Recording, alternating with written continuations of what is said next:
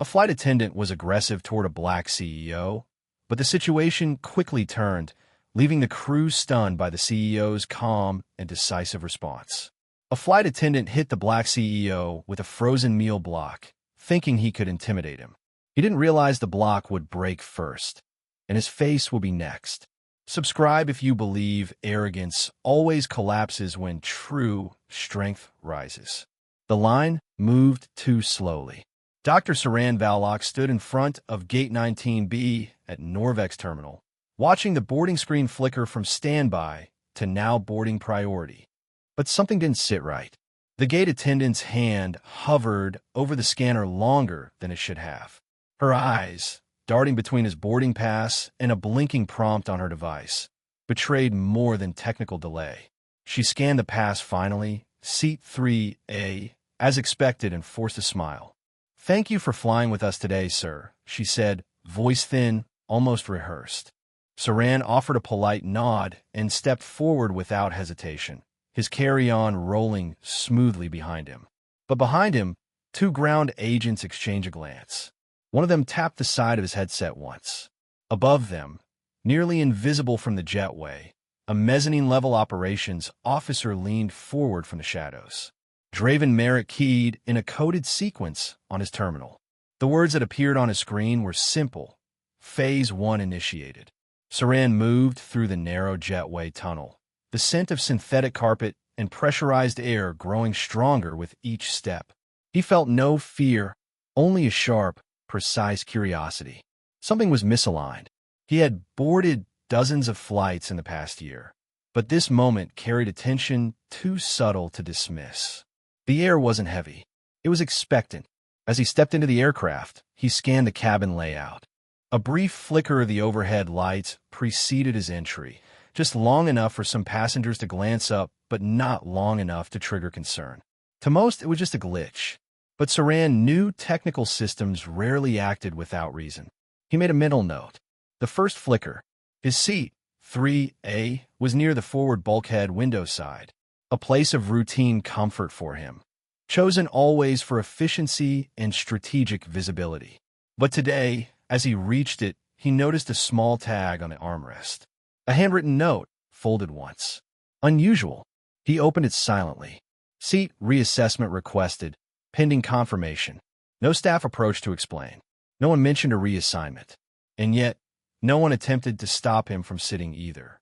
He took his seat anyway, sliding the note into his coat pocket, his face unreadable.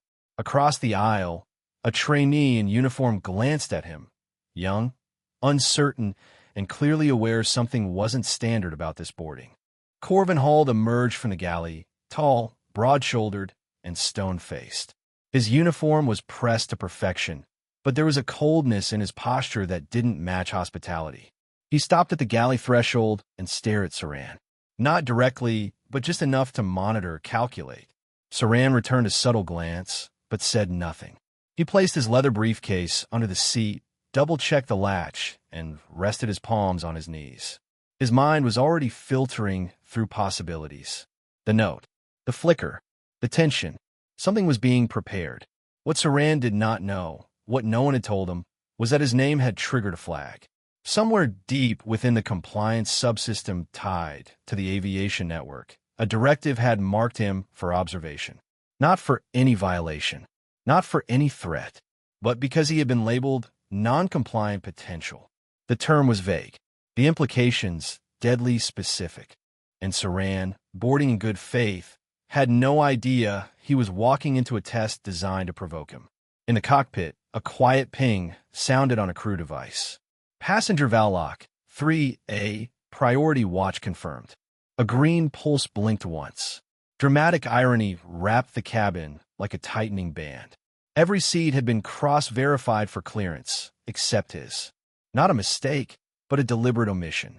The test needed ambiguity to thrive. And ambiguity, they believed, would push the passenger into failure. Draven Merrick, still stationed at the mezzanine console above Gate 19B, watched the live seat map stabilize. His fingers rested over a physical key, the kind meant for override access. The key hadn't been used in years, but sat there now, ready. Saran leaned back as the last of the passengers boarded.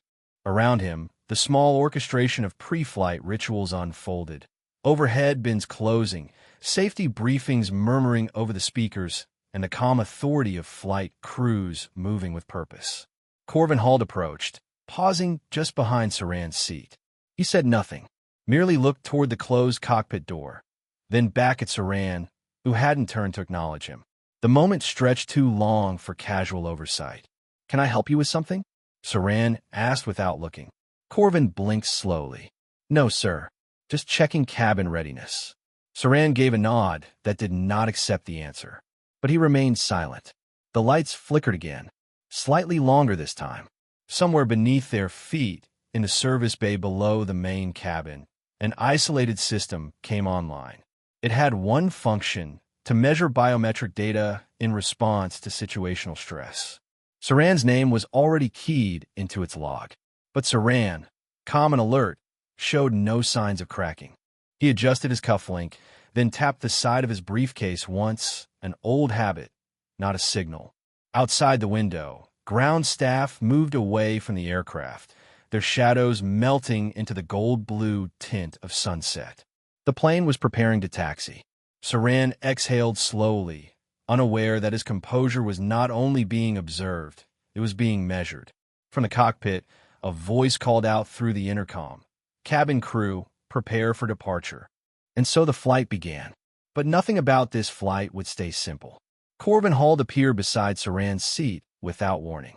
The cabin was still preparing for departure, tray carts locked, lights at half brightness.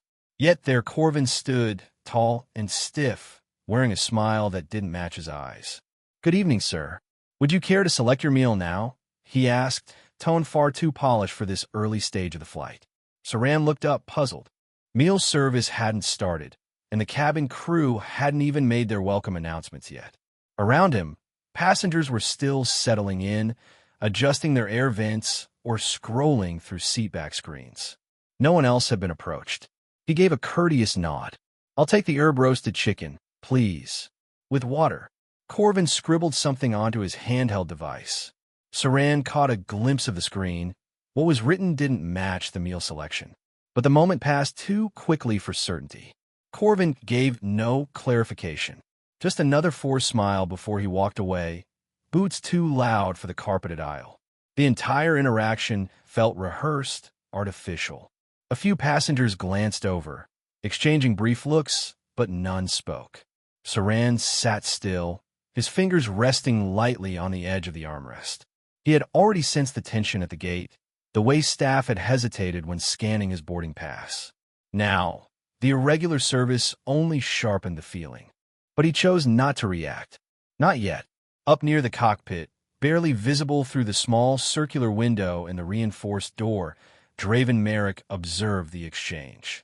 He lifted a slim black device to his mouth and whispered, "Escalation check in progress." Unaware of the message, Saran leaned down and retrieved his slim document case from beneath the seat. It was a matte black carrier with biometric lock seals, discreet yet secure. Inside was the prototype chip that could transform emergency medical response across 3 continents. But to the eyes of the uninformed, it was just a file folder. What Saran didn't know was that his seat, 3A, had been flagged not for comfort but for surveillance. The crew had been instructed to look for that very case, assuming it held material connected to sensitive licensing negotiations. A coincidence, maybe, but one built on information Saran hadn't shared publicly. Across the aisle sat a young trainee attendant named Howard Kaur. He watched Corvin closely from his jump seat, brows furrowed.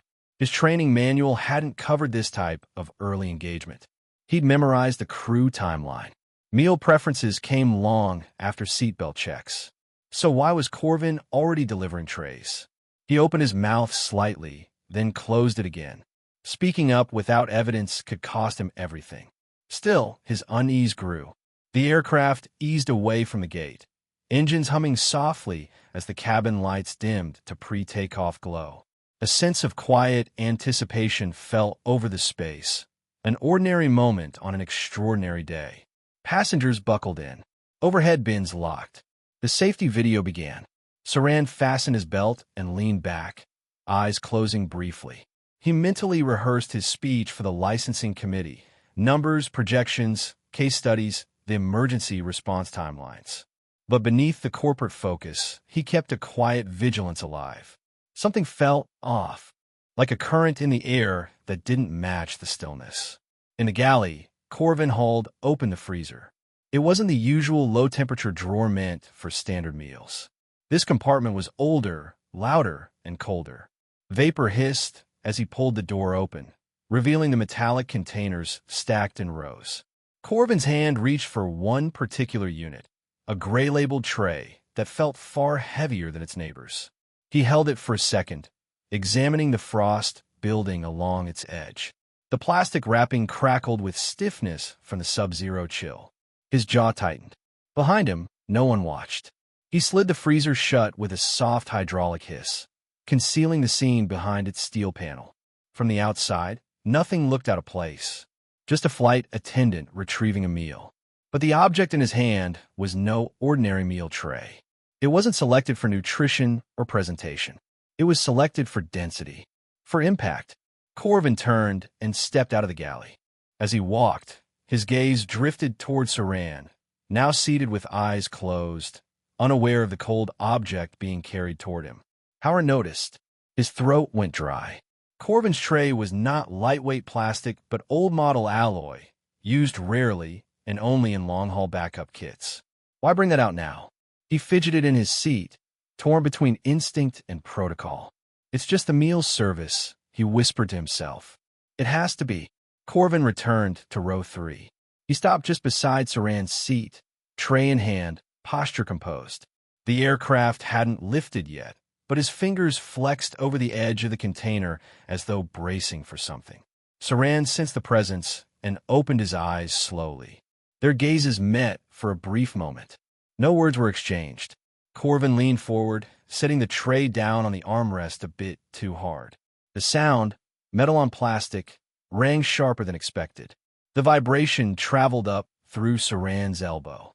He looked down at the tray, frowning slightly, noticing the frost clinging to its corner. But he said nothing. Corvin gave a small nod and turned, stepping back toward the galley with silent, calculated steps. No explanation, no cutlery, no beverage. Just a block of freezing mass resting beside Saran's right hand. Howard stared from across the aisle, hands gripping the edge of his seat.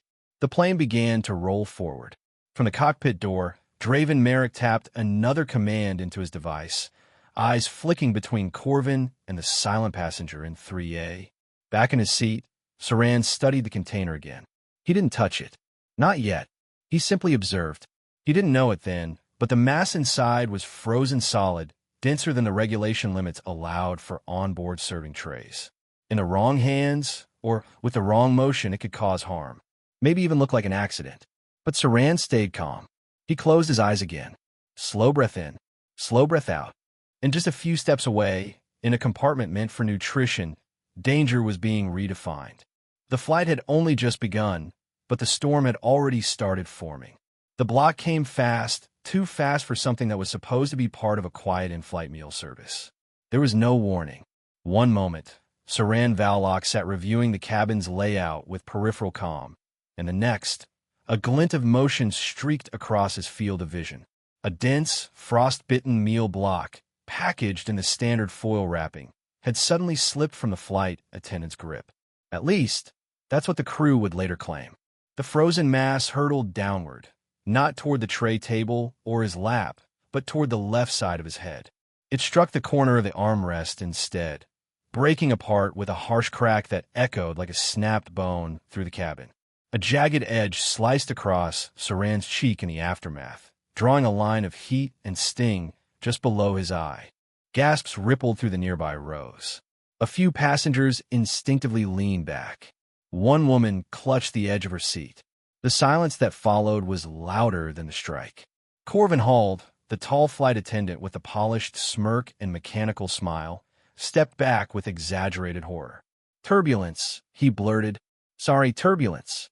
But the plane hadn't moved. Saran froze. Not from fear, but from calculation. His right hand moved calmly to the napkin in his seat pocket. He pressed it against his face without flinching. There was no blood, just a shallow cut and the soft, damp warmth of broken skin. He said nothing. Not yet. Howard Core, the junior attendant seated near the galley jump seat, had risen without realizing it. His eyes flicked from the cracked block on the floor to Saran's still posture. He didn't speak either, but his hand hovered near the cabin call button, fingers twitching with hesitation. "I'm all right," Saran said, finally breaking the silence. His voice was calm, low, unshaken, just startled. Corvin stooped down quickly, scooping up the remnants of the meal block like shattered glass. His movements were tight, precise, practiced. He deposited the pieces back into the foil, wrapped them hastily, and then set them on the tray with all the grace of someone burying evidence. "No harm done," Corvin muttered again, but his eyes didn't meet Saran's. From the front of the cabin, Draven Merrick appeared. Not a crew member in uniform, but wearing an operations badge clipped discreetly to his jacket. Merrick moved as if inspecting bins, but his gaze was locked on Saran. He passed close enough to make eye contact, offered a nod that was too deliberate, and continued down the aisle without speaking. Saran's instincts flared. That nod wasn't acknowledgement, it was observation. Measurement. He shifted slightly in his seat, adjusting the napkin still pressed against his cheek. His mind raced through possibilities. Was it a simple mistake? No, there had been no turbulence. The blow had been aimed with uncanny precision, a trajectory designed to injure, just enough to provoke. And yet, the strike had failed. Next to him, a businessman stared with wide eyes, unsure whether to say something. Behind him, an older gentleman whispered, "Did he just get hit with a frozen meal?" No one had answers, only suspicions growing heavier with each silent second. Howard finally broke his frozen stance. He stepped forward, voice low. "Sir, that wasn't turbulence." He looked over his shoulder nervously before adding, "I saw his grip." He angled it. Corvin shot him a glare sharp enough to make him retreat half a step. "Return to your station," he barked under his breath. Saran turned to Halloran, his expression unreadable. "Thank you," he said gently. No more. It was enough to convey acknowledgement and to let the trainee know someone else saw what he did. He then reached under his seat, retrieving his document case slowly. Not with panic, but with precision. If this was about provoking a reaction, they wouldn't get the one they wanted. He slid the case onto his lap, fingers brushing the secure internal compartment. The medical alert chip prototype rested inside, undamaged. His priority still intact. Another flicker of movement. Draven, now a few rows away, pulled out a device no larger than a slim tablet. He glanced down and murmured into a concealed earpiece. "Observation complete. No deviation from baseline. Recalibrate, if necessary." Saran didn't hear the words, but he saw the posture, the control, the deliberate pretending. He was being watched. Not casually, not by accident. This wasn't random, and this wasn't over. Corvin lingered in the aisle, wiping his palms down the front of his uniform. His eyes flicked to Merrick, then to the cockpit door, then back to Saran. Still no apology. No remorse.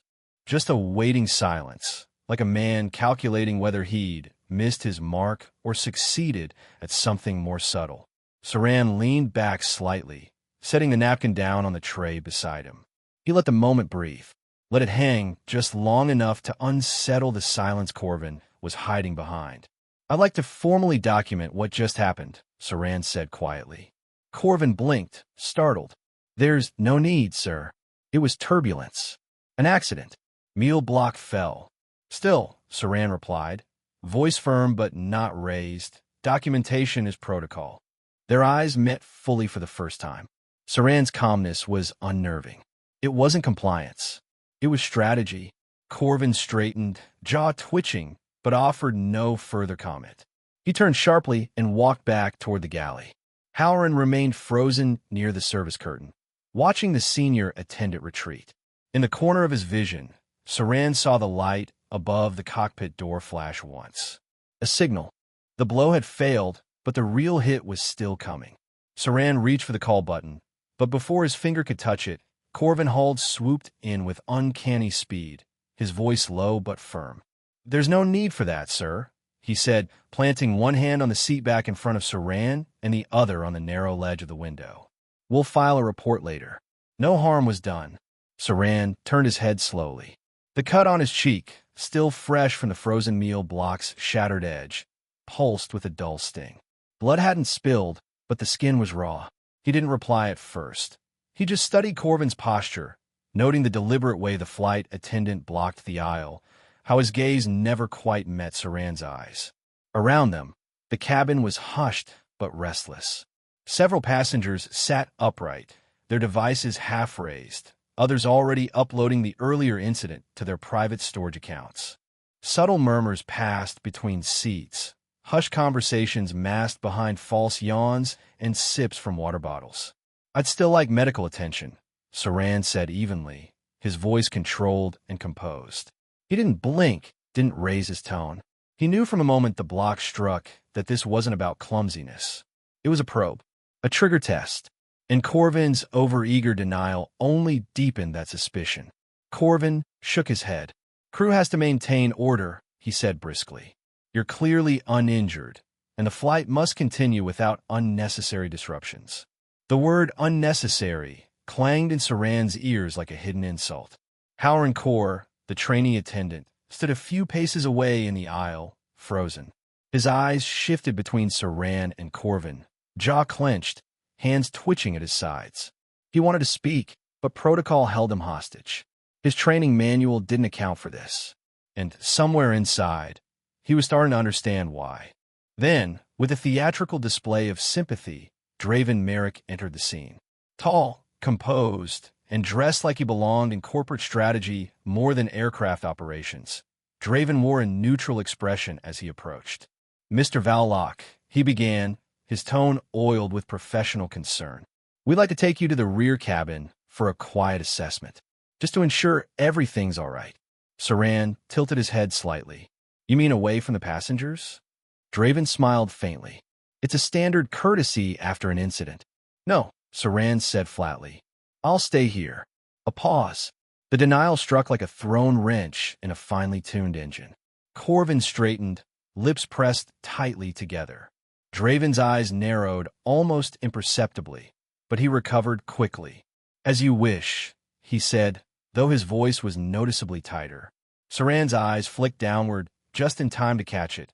Corvin's hand sliding a small object beneath a folded napkin on the service tray. It was subtle, practiced, but not invisible. A small blinking light pulsed once, then twice. Saran recognized the signal type immediately, a transmitter.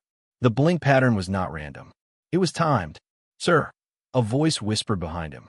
Saran turned slightly. Halloran had taken a cautious step forward, face pale, voice barely audible over the cabin's gentle hum. "Sir, you should not go with them." The words weren't loud, but they might as well have been shouted. Saran's spine straightened. Halloran looked terrified, but he had spoken anyway. That meant something. Corvin wheeled around. "Trainee Corps," he barked, "return to your station." Now, passengers stirred again. The murmur of discontent grew louder. They were paying attention now, not just to Saran, but to the dynamic playing out among the crew. Some were already texting summaries. Others angled their phones toward the aisle. Corvin turned back to Saran, eyes hard.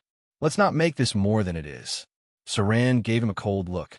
"That depends on what this already is." He sat back, slowly pressing his back into the seat, arms calmly resting on the armrests. He didn't flinch. He didn't blink. And that, more than anything else, seemed to unnerve Corvin. Draven cleared his throat, then leaned toward the aisle to glance toward the cockpit. At that precise moment, the intercom crackled. "This is your first officer speaking. We are adjusting course slightly due to expected headwinds," came the voice overhead, though the turbulence had been non-existent so far. "Estimated arrival time remains unchanged." Saran's eyes narrowed. He wasn't a stranger to commercial flight patterns. Headwinds didn't call for mid-cruise course changes unless something else was being masked. He shifted slightly, enough to see Corvin and Draven exchange a quick glance. It wasn't just coordination, it was expectation. He turned his gaze toward Halloran, who had shrunk back but stayed close enough to hear. "They're trying to move me," Saran said softly. Halloran nodded, mouth dry. "It's part of the sequence, I think." Before Saran could ask what sequence he meant, a chime rang through the cabin. The first officer's voice returned, firmer this time. "Mr. Vallock, please report to the cockpit for a standard security verification. You are requested forward immediately." The cabin stilled. Eyes turned. Someone gasped softly. Others leaned into the aisle for a clearer view. Corvin stepped back with calculated politeness, gesturing toward the front. "This way, sir." Draven adjusted his collar. Halloran closed his eyes for half a beat. Saran stood slowly. His legs were steady, his mind sharper than ever. They thought the meal block was the test. They thought his refusal to lash out was passivity. But Saran had been watching, learning, calculating every angle. And now, they were trying to escalate the script. But he wasn't following it. As he stepped into the aisle, he inhaled once through his nose, exhaled slowly, and raised his chin. The meal block had cracked, but the real fracture was only beginning to show. Saran rose from his seat slowly, his movements deliberate and precise, as if he understood that every eye in the cabin had turned toward him. The subtle hush that fell over the passengers wasn't just from curiosity, it was the kind of silence that crackled with collective unease. The summons to the cockpit had shifted something in the air. Authority, tension, power. But Saran would not be led like a suspect down an unfamiliar corridor. He was not afraid. He was analyzing. Corvinhald stepped aside, arms clasped behind his back in a mock gesture of politeness. But his clenched jaw and the tight set of his shoulders betrayed him. This was not part of the plan. Saran rising on his own terms, with a quiet intensity that refused to bend. Dramatic irony pulsed through the scene. Corvin believed Saran was off balance. In truth, Saran was studying him, cataloging every twitch, every glance, every crack in the mask of professionalism that threatened to break. Just behind them, Halloran Kor hesitated, then stepped forward. The trainee's hesitation didn't go unnoticed. His eyes darted toward Corvin, who gave him a brief, sharp glance, a silent warning. Halloran paused, but didn't retreat. Something had shifted in him, too. As Saran reached the aisle's midpoint, a glint of faint red caught his eye. He slowed, leaned slightly, and noticed the small transmitter half covered by a folded service cloth on the corner card. The blink wasn't random, it was patterned, timed, a behavioral response marker. Saran's background in neural diagnostics and signal mapping served him well now. He committed the sequence to memory in 2 seconds. It was no ordinary device. It was tracking him. Draven Merrick emerged from the front of the aircraft with a manufactured comm, his voice low and confident. "Mr. Vallock, if you'll come this way, the captain would like a brief word regarding a minor security verification." But Saran didn't move. His gaze settled on Draven with the weight of a man, not asking for explanation, but daring one.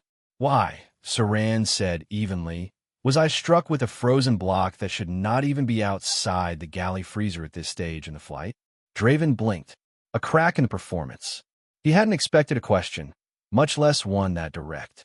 The nearby passengers, sensing something far beyond the ordinary, leaned closer in their seats. Phones tilted discreetly. Silence deepened. Corvin stepped in swiftly, voice high with false authority.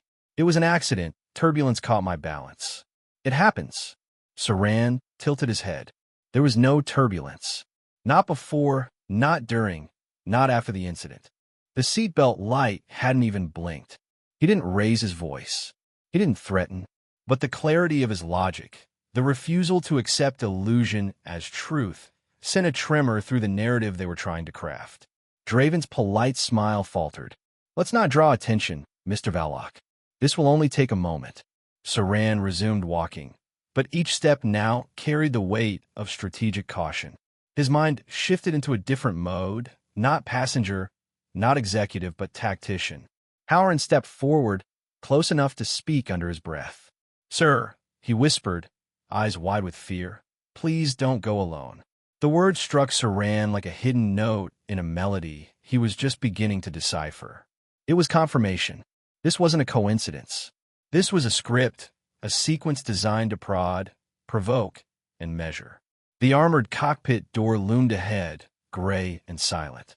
The locking panel to its side glowed dimly.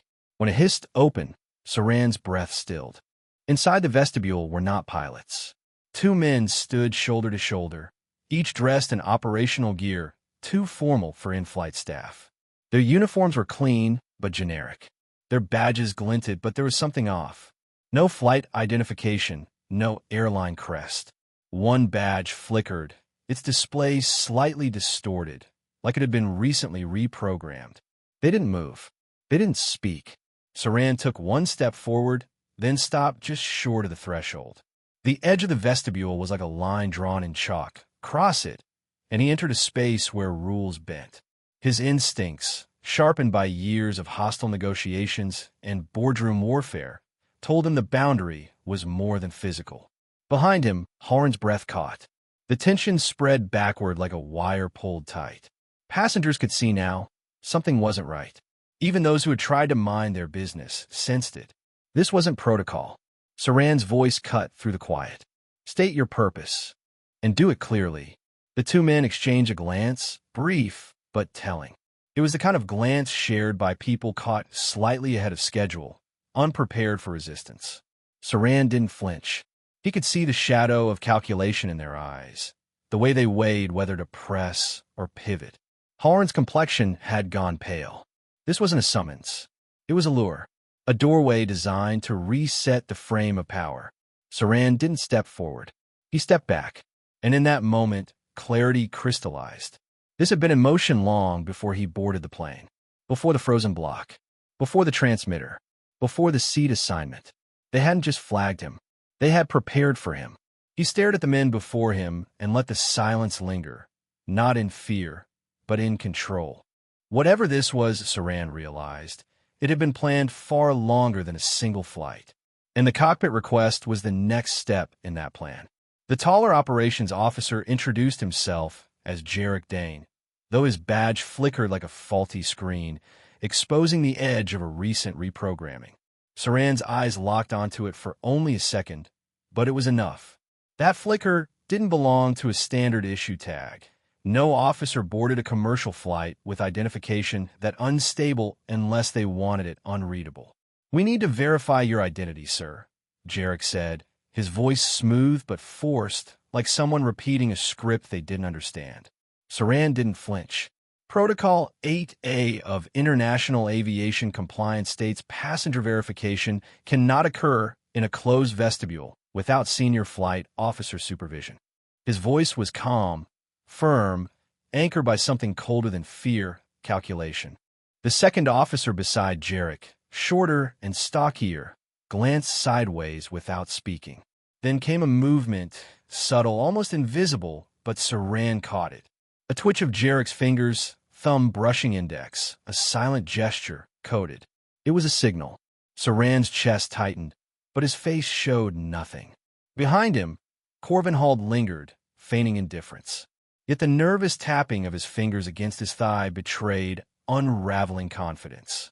Saran felt the chill in the air, not from the aircraft's temperature, but from the tightening script that surrounded him. Down the aisle, Halloran Kor stood stiffly, eyes darting between Saran and the gathering at the cockpit door. His lips parted, wanting to say something, but fear chained him in place. Around them, the passengers had gone quiet, eyes peeking above seats, reading the unease without understanding it. I'm not entering that vestibule, Saran said plainly. Not without the captain. Jarek's eyes narrowed, but before a reply could come, a heavy footfall echoed behind them. Commander Ralvin Osric emerged from the shadows of the corridor, his presence sharp and defined like a blade. He paused, surveying the scene, then locked eyes with Jarek. What's going on here? Osric asked, voice low, edged with command. Jarek straightened. Passenger verification, sir. Routine protocol. That's not protocol, Osric snapped. And you know it. His tone cut through the air, silencing whatever line might have followed. Corvin stiffened visibly. The line had been crossed. Osric stepped forward, his gaze locked on Jarek as he pointed toward the service galley. Both of you, out of the vestibule. Now. Jarek opened his mouth, but one look from the captain closed it again. The two officers retreated a step, then another. Jarek hesitated before turning, but the second officer moved quickly, recognizing the captain's tone wasn't up for debate. As they disappeared down the corridor, Saran turned slightly toward Osric, the tension in his spine still coiled. "I want to know what's going on," Osric said under his breath. "Now." Saran nodded, his voice low and clear. "I was assaulted mid-flight by a crew member using a frozen meal block, then summoned under false protocol. That man's badge is reprogrammed. That one," he motioned toward Corvin, "is lying about everything." Osric's jaw clenched as the pieces clicked faster than he liked. He exhaled through his nose, then said something that changed the air completely. "Before takeoff," Osric whispered, "I received an anonymous packet, labeled you a compliance risk. It instructed me to observe your behavior for signs of aggression. I dismissed it, but clearly someone didn't." The words struck like a weight dropped into deep water. Saran said nothing, but his silence was loud. Osric stared forward for a long moment, as if wrestling with something internal. Then the plane jolted, not a dip or a sway, but a sharp mechanical pulse. "What was that?" Saran asked, eyes narrowing. Osric turned to the nearest panel and checked the diagnostics. His brow furrowed. "That wasn't turbulence," he muttered. "It's a manual system test from the cabin panel, which means one of my crew initiated it." Saran's gaze drifted past him toward the galley. "And how many crew have access to that panel today?" The question didn't need an answer. Only one had enough access. Only one had something to prove. Only one had failed to provoke a reaction earlier, and now had tried to reset the stage. "Corvin." Osric followed his gaze and then nodded grimly. "You're right. It was meant to test you, but it's becoming something more." Saran didn't nod, didn't speak. His eyes remained on the faint outline of Corvin's silhouette moving back toward the galley like nothing had happened. No words were needed now. The next strike wouldn't be symbolic, it would be desperate. Saran realized the frozen meal block was only the first strike in a chain meant to push him into a reaction he had not given. It wasn't a stumble. It wasn't clumsy. It was calculated, sharp, rehearsed, and desperate. The drawer at the edge of the galley screeched open under his forceful grip, his hand diving in with urgency, as if rescuing something critical. But Saran saw it. He saw the flicker in Corvin's eyes before the motion, the micro-hesitation of a man who knew the trap was slipping from his control. Saran didn't flinch. His stance shifted sideways, feet steady against the mild sway of altitude. Passengers behind them gasped, their voices rippling through the cabin in hushed confusion. Howard and Core froze midway down the aisle, mouth open as though the word "don't" had lodged itself in his throat. Corvin's hand emerged from the drawer gripping another meal block, its frost clinging to the outer plastic like white veins, the corners rigid and angular. It was unmistakably frozen. Deliberately so. "I was just checking durability," Corvin barked, his voice cracking mid-sentence. But his hands betrayed him, trembling, twitching, gripped too tight. The cabin fell into suspended disbelief. You could hear the faint whir of the engines and the slow intake of breath from every seat in row 2 and row 4. One passenger lifted a phone slightly higher, lens glinting beneath the overhead light. Another whispered, "What is he doing?" Corvin's posture betrayed the rest. His arm bent at an angle too convenient, his weight shifting forward, legs coiled like a spring preparing to snap. "Stop!" Howard shouted. His voice cut through the air like a jolt of static. He took one step forward, wide-eyed, voice cracking with the weight of risk. He wasn't just breaking rank, he was breaking fear. Commander Osric came barreling in from the forward cabin. He didn't ask questions. He didn't wait for explanation. He reached Corvin in 2 lunging strides, grabbing the man's wrist just as the meal block began to rise. The two struggled, a rapid, chest-to-chest scuffle that snapped the tension like a frayed wire. Corvin's grip faltered. The block slipped from his hand. It hit the floor with a deafening crack. The sound wasn't hollow like plastic. It was dense, final, a violent splitting of frozen mass against hardened aircraft paneling. The block split down the middle, clean and jagged, revealing a crystalline interior more like ice than food. Silence followed. Even the hum of the engines seemed quieter. Passengers leaned out from aisles and window seats. Phones recorded. Mouths hung open. A child asked softly, "Why'd he throw it?" Osric's grip hardened, pressing Corvin's wrist behind his back, voice cold and commanding. Restraints. Now. Two flight officers rushed forward with nylon cuffs. Corvin didn't fight. His shoulders sagged like scaffolding collapsing under its own weight. But before they could guide him to the rear of the cabin, he twisted once more, eyes wild, not with guilt, but desperation. "I did what the system told me," he shouted. "He was the flag passenger. We were supposed to test him." The confession landed like a thunderclap. Every ear caught it. Every phone caught it. The term flag passenger echoed through the cabin, each repetition turning suspicion into horror. Halloran stumbled back, whispering to himself, as if confirming what he had always feared. Osric stood frozen for half a breath, the cuffs tightening around Corvin's wrists. The two officers escorted him away without a word, but the man's last scream trailed behind them like smoke. "We were supposed to test him." Saran hadn't moved. He stood in place, face calm, breath even. But behind his gaze was an internal storm, shards of realization piercing together a larger shape. He had felt it from the beginning. The scripted tension, the frozen meal, the strange transmitter blink. And now he had confirmation. Corvin was not acting alone. There was a directive, a list, a system, a design. And Saran Vallock had not just been a passenger today. He had been the experiment. As the galley door shut behind the restrained attendant, Saran's cheek still stung faintly from the earlier scrape, but it no longer mattered. That pain was irrelevant. The real injury, what they had tried to inflict, was invisible. Reputation, identity, reaction. They wanted to provoke him, to claim he had lost control. But he hadn't. He hadn't raised his voice. He hadn't lashed out. He had chosen clarity, not chaos. And now, the mask covering the real threat had begun to fall. He turned, made his way back toward row 3, slow and deliberate. Passengers parted for him, some offering silent nods, others still too stunned to move. Halloran followed a few steps behind, his hands wringing nervously, his lips mouthing a silent apology. Saran didn't look back. Not yet. He sat again, spine straight, eyes scanning the lights above. Osric moved through the aisle, toward the cockpit, shouting quiet orders into his comm, but in Saran's mind, the message had already been carved with icy precision. There was a system, there was a file, and there was a name on that file. His. And in that moment, Saran understood that Corvin was only one piece of a much larger design.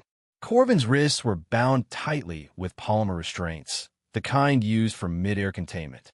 He sat slumped at the back of the aircraft near the crew seats, his once polished demeanor now frayed and twitching. The cabin, far from calm, had settled into a state of electric silence.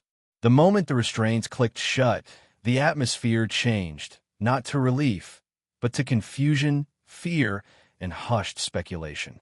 Passengers whispered across aisles, their voices low but sharp with urgency. Some replayed the incident on their phones. Others exchanged glances with growing realization. This had not been turbulence. It hadn't even been protocol. Halloran Kor sat 2 rows behind Saran Vallock, hands trembling slightly as he stared down at his lap. He looked like he wanted to disappear into the fabric of his uniform. Saran, meanwhile, had returned to his seat in row 3 with a gaze that no longer scanned for safety, but for patterns of behavior, irregularities in communication, subtle tells of coordination. He wasn't recovering. He was dissecting. Commander Osric appeared beside him again, lowering his voice as he crouched slightly at eye level. His shoulders were tight with responsibility. "Mr. Vallock," he said, voice steady but careful, "I need you to understand this wasn't standard. What happened here, it wasn't supposed to happen." Saran looked up slowly. "I believe you," he said, "but the instructions were given, and I need to know why." Osric hesitated. Around them, the hum of the engines filled the space between decisions. Then he nodded. "Over the past few weeks," he confessed, I've received similar packets anonymously. They come encrypted, labeled under compliance operations. Each one marks a specific passenger as a behavioral concern. I've ignored everyone. But Corvin didn't. No, Osrik Materth. He didn't. Saran's eyes sharpened. Then I need to see it. The packet you received for this flight. Osric stood slowly, glancing toward the cockpit. Give me 5 minutes. He walked away with a pace that balanced between urgency and command. Saran exhaled, slow and deliberate. Every action today had been timed, prepared, performed. But this wasn't just about his own experience anymore. Something wider pulsed behind these orchestrated failures. And it wasn't finished. Sir, the voice was quiet, nearly drowned by the sound of the ventilation above. Halloran had approached again, his eyes darting left and right to check if anyone saw him. Saran nodded once. Seat. Halloran obeyed, hands clasped, voice shaky. I should have said something earlier. I didn't know it would go that far. I thought it was just a drill. Saran's voice was calm, but edged with resolve.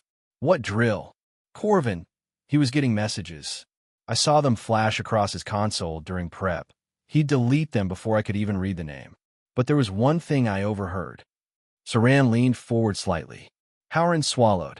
He said, the block must break first, then the man. He whispered it like a script, like he'd memorized it. Saran sat back, tension coiling across his shoulders. That wasn't just a phrase, it was a directive, a metaphor turned method. They hadn't wanted to hurt him out of malice. They wanted to break his composure, catch his anger, and log it. To document my reaction, Saran muttered. Frame it as uncooperative. Halloran looked stunned. How did you know? I designed systems, Saran said, almost to himself. I know how patterns of stress are mapped. But why log me? Why tag me at all? Halloran couldn't answer. At that moment, Osric returned, his face unreadable. In his hand was the thin black packet labeled Tier Compliance Flag, 77B. He handed it over carefully, as if it might still burn someone. Saran opened it. Blank. Every page, every screen, every section was now white. A faint scent of overheated plastic clung to the laminate. Not a single line of text remained. They were there, Osric insisted, confusion rising in his voice. I didn't delete anything. Someone wiped it remotely. Saran's breath slowed. Then someone on this aircraft has access to your encrypted files. Osric froze. They both turned slowly toward the front of the cabin. The cockpit door was shut, but the quiet observer who had hovered near it all flight, Draven Merrick, was gone. Saran stood quickly, his mind racing. When did you last see him? Osric turned, scanning the aisles. 5 minutes ago, near the galley, Halloran's voice cracked. He said he was going to check the lavatory systems. Lavatory, Saran echoed, then shook his head. No, if he's got clearance and a transmitter, he's not checking lavatories. He's erasing footprints. Osric turned pale. The packet, the transmitter, the meal block. He's the link. And he's already moved, Saran said. The shift was instant. Every calculation in Saran's mind clicked into alignment. This wasn't about surviving an attack anymore. It was about preventing the truth from being erased. Evidence was disappearing, and the architect was on the move. The fight, Saran said, his voice low and focused, is about to shift from physical danger to strategic intelligence. And then came the final line, a whisper beneath his breath as the aircraft's systems hummed with deceptive calm. And the truth he needed was still somewhere on that aircraft, hiding behind the next move. The attendant smirked, confident his attack would go unchallenged, unaware that every strike had been anticipated and that the CEO's retaliation would land with unstoppable force. If you believe cruelty under privilege always folds when skill meets resolve, hit subscribe now, because justice never hesitates. The clank of the forward galley's latch snapped shut with deliberate finality.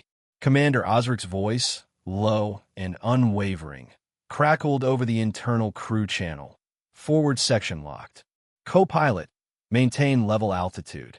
No further access without direct authorization. The crew acknowledged in terse affirmations. Tension coiled like wire through the narrow aisles of the cabin. wrapping around every flicker of light and every unspoken glance. But Saran Vallock sat still in seat 3A, his eyes not on the turbulence indicator, nor on the passengers whispering behind him, but on the pattern. Everything had a pattern. From the flickering badge on the operations officer to the silent shift of Draven Merrick moments after the incident, Saran had begun reconstructing the sequence. His mind, trained by years of engineering logic and high-stakes negotiation, moved faster than any of the crew suspected. To them, the lockdown might appear a gesture of order, but Saran saw it differently. It was containment. Containment that bought time, not for answers, but for someone to make something disappear. Footsteps approached, careful and hesitant. Howard Core, the trainee whose hands had trembled since the incident, now moved with a different kind of urgency. His face was pale, but his eyes carried the weight of a decision long delayed. "Captain," Howard said, stopping 2 seats away from Osric, "I need to tell you something. It can't wait." Osric turned from the intercom. His expression was stern, but something in Howard's voice made him nod silently, granting permission without ceremony. Howard stepped closer, glancing once at Saran for strength, then said, "3 days ago, during certification training, Corvin showed me something. It wasn't part of the official crew manual." Osric's brow tightened. "What kind of something?" "A document. Digital. It was called Passenger Response Evaluation, Tier 3. It had a seal on it I didn't recognize. Corvin said it was used to assess how people react when put under stress mid-flight." Howard's voice cracked slightly, but he continued, now speaking fast, as if afraid the courage would vanish if he paused. "It said crew could initiate impact triggers, things like emotional provocation, sudden denial of service, even physical contact, if framed under safety protocol.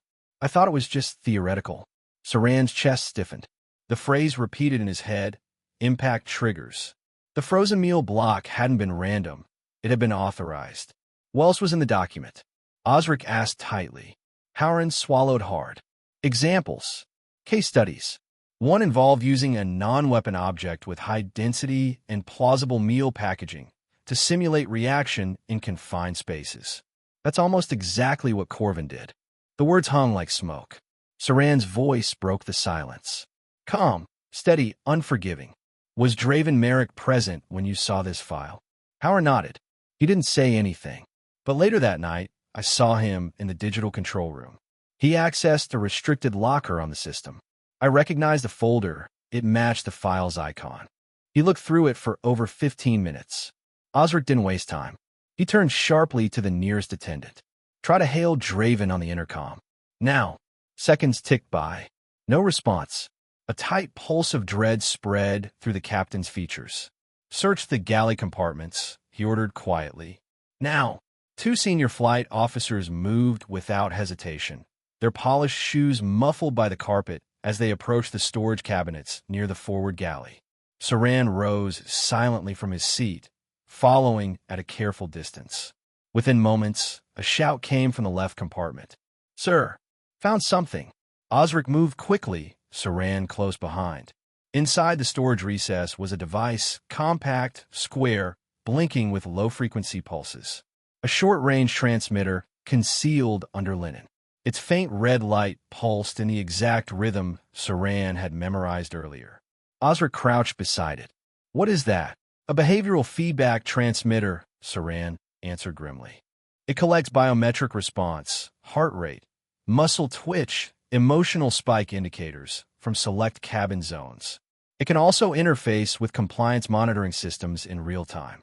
Which means, Osric whispered, it was tracking me, Saran confirmed.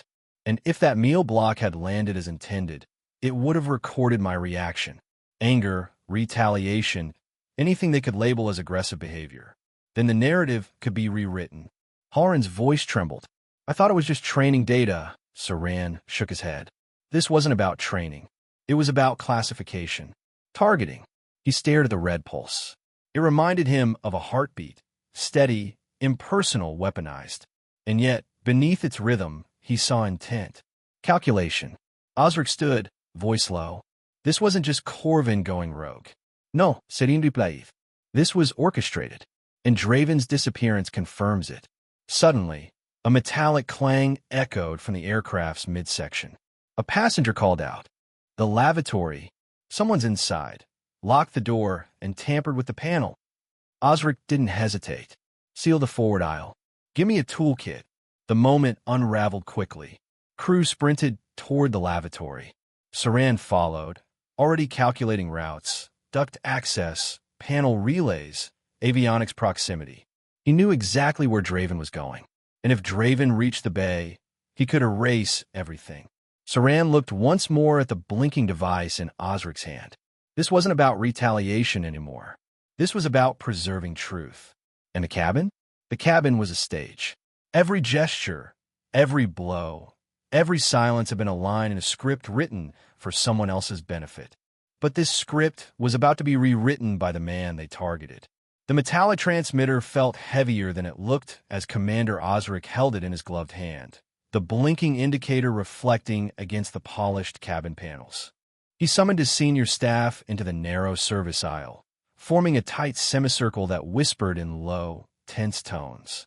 Passengers watched with growing unease, sensing that something serious was unfolding, but unable to grasp its depth. The air itself felt charged, as though the aircraft had shifted from a routine flight to a stage carrying a secret far too large for its confined walls. Saran stepped forward calmly, his movements steady and deliberate. "Commander," he said, his voice controlled but firm, "let me see the device." His tone left little room for argument. Osric hesitated for only a moment, studying Saran's expression, the sharp, analytical focus of a man who understood more than he should, and perhaps more than the crew wished he did. Finally, Osric handed over the transmitter. Saran turned the small device in his hands, examining the internal wiring through its transparent casing. The soft hum of the cabin faded into the background as he concentrated. Then he saw it, a unique handshake code embedded in the device's pulse signature, one he recognized instantly. His breath slowed. "This is tied to Velian Systems technology," Saran murmured. His voice was steady, but his eyes narrowed with realization. "Someone used our early monitoring designs to create this behavioral test." Osric's brows lifted. "So whoever built this understands your work?" "More than that," Saran replied, locking the commander's gaze. "They understand it well enough to twist it, and they targeted me for a reason." Dramatic irony thickened in the space between them. While the crew had been scrambling to contain the situation, Saran had already begun to unravel the truth behind it. Howard Core approached timidly, his voice shaky. "Sir." Draven went toward the lavatory. "I think he's trying to hide something." Before Osric could respond, a sudden, sharp metallic clang erupted from the forward section of the cabin. A passenger shouted, "Someone's locked themselves in the lavatory." The voice trembled with fear, drawing gasps from nearby rows. The sound had a cold, hollow quality, as if metal had been struck with purposeful force. Osric snapped into motion. "Move!" he ordered, sprinting toward the lavatory door with two officers. Saran followed closely, his instincts sharpening with each step. If Draven Merrick was inside, then he wasn't hiding, he was erasing evidence. Osric pounded on the door. "Whoever is in there, unlock it immediately." There was no response, only the faint hiss of altered wiring behind the thin metal. Saran's mind raced. Draven knew the aircraft's layout. He knew where to go to cause the most damage. The lavatory was only the first barrier. Above it was an access point, one that led directly into the overhead service ducts. "Commander," Saran said urgently, "he's not staying in there. He's going up." Osric exchanged a glance with his officers. "Override it." The officers worked quickly, bypassing the external panel. Sparks snapped from the interface, and the door slid open with a reluctant hiss. Inside, the small compartment was empty. The ceiling panel, however, was gone. Osric cursed under his breath, staring up into the dark, rectangular opening. A faint vibration trembled through the duct, followed by another distant metallic thud, Draven crawling. "He's heading to the avionics bay," Saran said, voice low but certain. The words carried the weight of absolute truth. "If he gets there, He can wipe everything. Every log, every file. We'll have nothing left. Osric's jaw tightened. Lock down the entire cabin. Nobody moves until we have him. The intercom crackled as Osric gave the order. Passengers tensed as the overhead lights shifted to emergency standby. Saran steadied himself, muscles coiled with urgency. He understood better than anyone what was at stake. This was no longer about the frozen block or the stage provocation. It was now a race against time, one man in the ceiling, one mission to erase the truth, and one moment where everything could be lost. Osric turned to him. Dr. Vallock, stay close. We might need your knowledge of this tech. Saran nodded once. His heartbeat was steady, but the weight of the moment pressed hard on his chest. The realization settled deeply within him. If Draven reached the bay, this nightmare would vanish behind sealed logs and overwritten data. And that could not happen. He exhaled, focusing his thoughts. The chase had begun. He won't make it, Saran whispered to himself, the determination in his voice hardening into resolve. And yet he knew the truth. Draven was ahead, desperate and dangerous. Saran glanced up at the open panel, the duct stretching into shadows like a tunnel swallowing the last fragments of safety. The stakes had shifted. The battlefield had changed. But the mission had not. He would not let his truth be erased. And this time, Saran was determined the truth would not vanish into the ceiling. Saran stopped cold, eyes narrowing as the metallic creaking overhead snapped through the corridor. The maintenance lighting flickered just enough to cast shifting shadows along the narrow bulkhead. A moment later, a square access panel swung downward, hard, and Draven Merrick dropped from the ceiling like a shadow, falling into form. He landed in a crouch, just feet from Saran, knees braced, breath tight.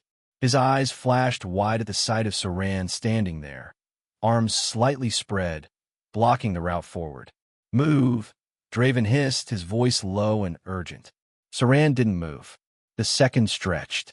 Osric and two flight officers shouted behind him, their boots clattering down the narrow corridor, but Saran raised a single hand to halt them. You've already erased the packet, Saran said, calm as steel. But you won't touch the avionics logs.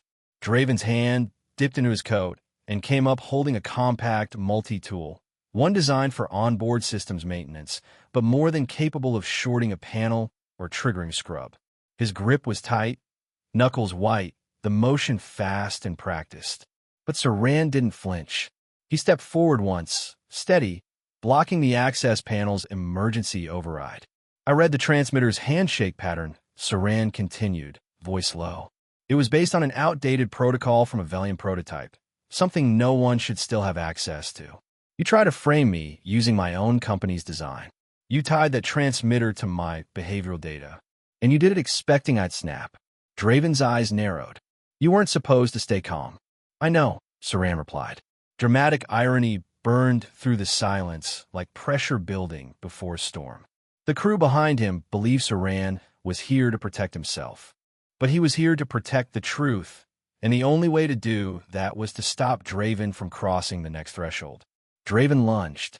The motion was sudden, desperate, more instinct than plan. He raised the multi-tool as if to swing it sideways toward the access panel. Saran didn't dodge. He moved in, fast and clean, hands locking on Draven's arm just long enough to stall the strike. The momentum broke. Osric barreled in from behind, tackling Draven against the curved wall of the corridor. The tool skittered across the floor. For a heartbeat, everything stalled, the air thick with adrenaline and the low hum of electrical panels behind the walls. Then Draven started struggling. Osric restrained him, breath sharp, one arm braced across his shoulder. Don't even think about it, the captain barked. Saran stepped back, catching his breath without showing it. He wasn't a fighter, but he hadn't needed to be. His mind had done all the work hours earlier. Every message, every glance, every movement had prepared him for this moment. You memorized the access sequence, Draven growled, still writhing. You mapped the corridors. You understood your entire plan, Saran finished for him, brushing a crease from his jacket. His voice held no anger, just truth. Halloran appeared at the corridor's edge, pale and shaken, but wide-eyed with realization. He looked at Saran not as a passenger, but as someone who had seen through a web others hadn't dared question. Draven, still restrained, spat the final confession like venom. "You were never supposed to stay calm," he seethed. "The whole report depended on your anger." Osric's grip tightened, his jaw locked in disgust. Halloran blinked, mouth slightly open, the final piece snapping into place. Saran just stood there, eyes steady, voice quiet. "Then I guess the report failed." Silence wrapped around the narrow corridor like a closing door. Draven stopped struggling. His defeat wasn't just physical, it was structural. He had built a test expecting chaos, and Saran had passed it by refusing to play. And in that realization, Saran understood he had turned their entire program against itself. The plane touched down at Varani's field with a sharp screech of the wheels against the tarmac, and the moment the aircraft rolled to a stop at the isolated auxiliary gate, the real storm began. Ground response vehicles moved in silently but swiftly, no flashing lights, no public announcements. Everything was discreet, the way sensitive operations always were at Varani's. The doors opened, and the air that poured in was colder than expected, a bracing slap of wind that seemed to mirror the tension in the cabin. Dr. Saran Vallock stepped out first, flanked by Commander Osric and the visibly shaken Halloran Corps. The moment his shoes hit the jet bridge floor, uniformed investigators from the Aviation Incident Response Division boarded behind him with clinical precision. No wasted words. No time wasted. They moved directly to the rear of the aircraft, where Corvin Hald sat restrained, trembling but still muttering to himself. Two officers escorted him down in silence, followed by Draven Merrick, whose defiance had drained into a silent, cold stare. Saran didn't watch them go. He was already scanning the perimeter, aware that the real trial was only beginning. Outside the terminal, beneath muted overhead lights, passengers disembarked in an uneasy hush. The usual post-landing bustle was replaced by tension, confusion, and hushed questions. And yet, many paused as they passed Saran, offering nods, soft thanks, or quiet shaken hands. "You stayed calm when none of us could," one middle-aged man whispered, gripping Saran's shoulder briefly. Saran gave a faint nod, the weight of the moment still pressing against his ribs. Inside the terminal's secured debriefing wing, Saran was ushered into a sterile conference room with pale blue lighting and a bank of monitors mounted against one wall. A pair of investigative officers introduced themselves and requested his full account. Saran delivered it precisely, calmly, detailing everything from the initial frozen block incident to the moment Draven had tried to erase the flight's digital record. His voice never rose. His hands remained steady. His words carried more impact than volume ever could. And when he handed over the transmitter retrieved midair, along with timestamped video from surrounding passengers, the atmosphere in the room shifted. This was no longer just a passenger complaint. This was evidence. Dramatic irony hovered like a shadow. While some in the airport administration initially attempted to minimize the incident as a procedural error, that stance faltered rapidly. The passenger videos, Saran's testimony, and Osric's preliminary statement painted a much darker picture. One official tried to suggest contextual misunderstanding, but Saran cut through that excuse with surgical clarity. "I was struck by an object that violated safety protocols. Twice. Under observed conditions. Documented. Coordinated." The silence that followed was answer enough. Halloran was interviewed separately. For the first time, he didn't falter. His voice quivered, yes, but he did not stop. He described Corvin's encrypted messages, the overheard phrase, "The block must break first, then the man," and the manual marked passenger response evaluation, Tier 3. When asked why he hadn't reported it sooner, he answered with raw honesty. "Because I thought it was just training until it wasn't. And I was afraid." His fear had turned into action, and that shift made all the difference. Osric, too, handed over what remained of the instruction packet he'd received prior to takeoff. Though most of it had been remotely erased, forensics recovered a residual layer, just enough metadata to verify it had originated from inside the Aviation Authority's secure chain. That alone cracked open a new path for the investigation. But the real turning point came hours later, when a senior analyst reviewing the chain of digital transmissions traced a hidden signature code embedded within the transmitter. It didn't match any flight crew device. It wasn't standard issue. It matched instead a secure architecture known only to a classified program within the Aviation Oversight Division. The name of the program, buried inside a locked access node, sent a ripple through the investigative team. The Quiet Ledger. Saran's gaze narrowed as the investigators revealed its nature, a covert classification initiative designed to evaluate high-value passengers under fabricated stress conditions. Its stated goal? Behavioral data extraction for future contract leverage. And Saran's name had landed on that list because Velian Systems, just 3 weeks earlier, had rejected an exclusive licensing offer from a high-ranking official connected to the program. This wasn't random, one of the analysts said. You were profiled. Saran stood outside the terminal building an hour later, his suit jacket draped over his forearm, the wind lifting the corners of his shirt. The sky above Varanes was muted and overcast, the same cold gray as the runway. Osric approached him, holding a data chip containing his preliminary testimony and security files. I want you to know, Osric said quietly, if you hadn't stayed composed in that cabin, it could have been twisted against you. You changed the outcome. Saran nodded once. No one's composure should be tested like that. Not ever. Nearby, Howard hesitated before stepping forward. His face was pale, lips tight with guilt. Sir, I didn't know it would go that far. I should have stopped it sooner. Saran met his eyes, then extended a hand without hesitation. You did stop it, when it mattered.